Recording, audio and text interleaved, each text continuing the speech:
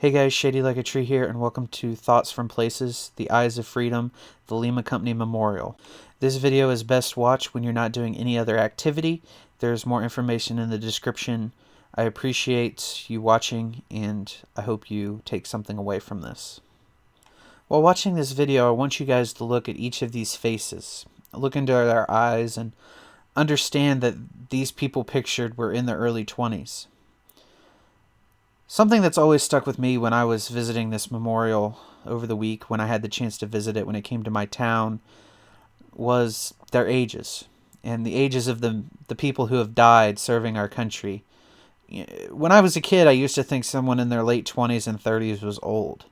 And now that I'm 26, almost 27, I realize that that age is not old at all. It's quite young, and most of these men here you see pictured, who have their likeness painted, were 20, 23, 25, 27, and they had their whole lives ahead of them.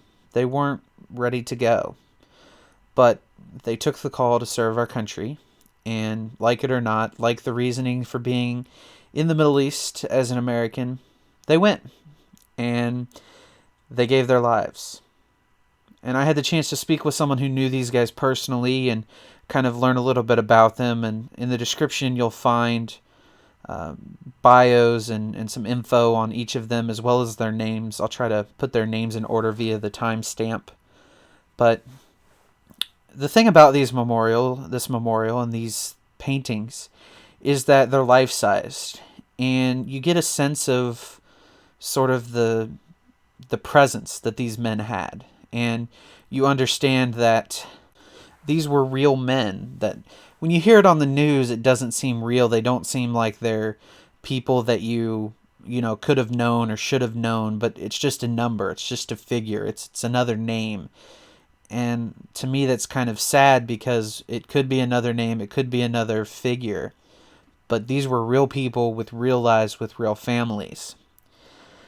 And one of the things that hit me the hardest was from the first painting I showed you. It was not encased in its normal glass. It was brought out, and you could see some things. And you could see this on the back. In case you can't read it, it says, "Brad, my hero, I miss you always. I'm proud of you. Semper Fi, Dad."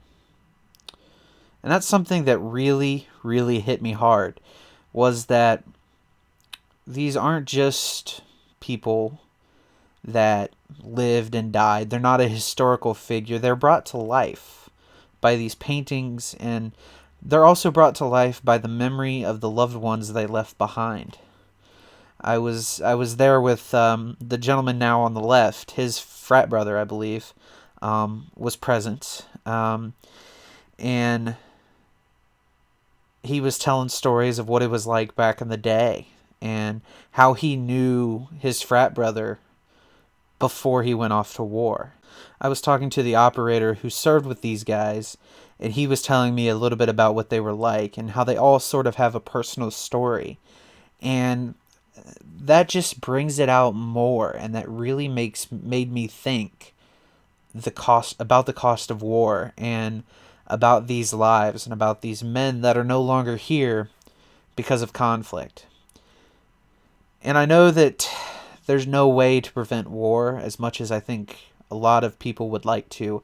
I think war at some level is always going to happen, and is always going to be inevitable, because people are always going to disagree, and people are always going to not be able to solve their problems with words or with negotiation.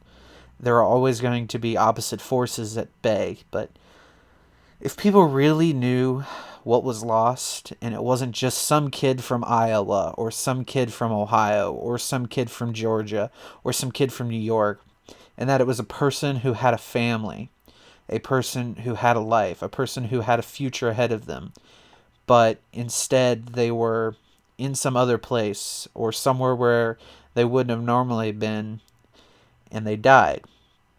I think people would think differently about war. I think people would treat each other differently. And if we looked at each other more complexly, I think that life would be better.